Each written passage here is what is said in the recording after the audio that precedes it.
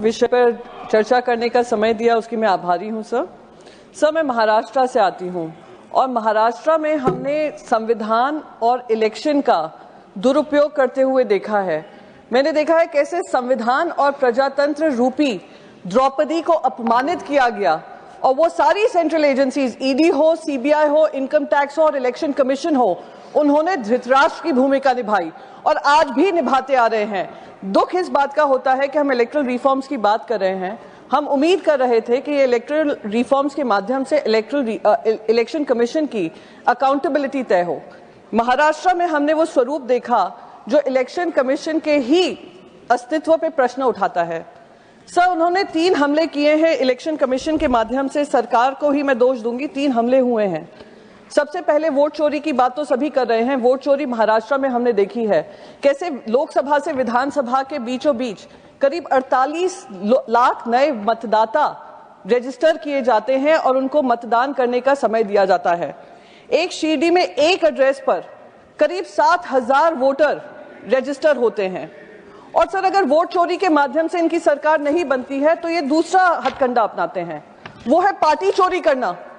वो महाराष्ट्र में हमने देखा किस तरीके से ईडी, सीबीआई, इनकम टैक्स का दुरुपयोग कर पार्टी को तोड़ा गया और पार्टी तोड़ने के बाद वही स्टेट इलेक्शन कमिश्नर का इस्तेमाल कर स्टेट इलेक्शन कमीशन का इस्तेमाल कर पार्टी का नाम और पार्टी का सिंबल दूसरों के हवाले कर दिया गया। और आज 3 साल हो गए हैं, हम वही लड़ाई सुप्रीम कोर्ट में लड़ रहे हैं। ये लड़ाई नहीं लड़नी होती है सर, सुप्रीम कोर्ट जाने की जरूरत नहीं पड़ती अगर इलेक्शन कमीशन पुख्ता होता, पर इलेक्शन कमीशन को ही खोखला कर दिया गया है सर।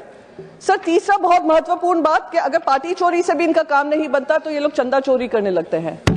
चंदा चोरी इस हद तक करते हैं कि इलेक्ट्रल बॉन्ड्स के माध्यम से पैसा इकट्ठा करते हैं और वो इलेक्ट्रल बॉन्ड्स के माध्यम से क्विड प्रो को होता है। टेंडर दिए जाते हैं, उन लोगों को अहमियत दी जाती है, उनको लैंड पार्सल्स दिए जाते हैं, उनको सिंगल हैंडेडली बिजनेस करने का मौका दिया जाता है। और अगर वो विपक्ष को पैसा दे दें, वही कंपनीज विपक्ष को पैसा दे दें इलेक्ट्रल बॉन्ड्स के माध्यम से, तो उनके ऊपर ईडी, सीबीआई, इनकम टैक्स छोड़ दिया जाता है। सर, यही आज देश की हकीकत है, इसी की लड़ाई हम लड़ रहे हैं।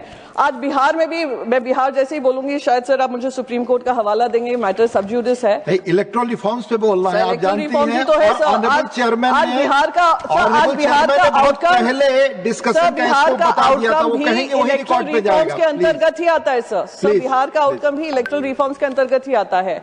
एसआईआर सब जुडिस है, एज पर रूल। सब जुडिस तो हमारी पार्टी का मामला भी था, तो मैंने उसको भी उठाया है, उसमें आपने आपत्ति नहीं जताई, पर क्योंकि नहीं, मैंने पूरा बताया आपको कि माननीय चेयरमैन ने डिस्कशन से पहले ही Priyanka ji scope of discussion बता दिया था। All members are supposed to follow. Please 3 minute है, all members are supposed to follow. Please हो गया, टाइम हो गया सर, कंक्लूड करिए। तो बस मैं बस यही कहना चाहती हूँ सर, समय की मांग है और देश का विश्वास वापस इलेक्शन कमीशन में डालने की जरूरत है।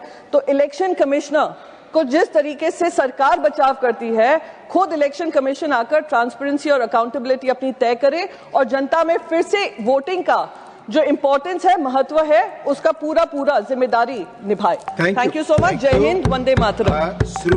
श्रीमती सुमित्रा वाल्मीकि जी।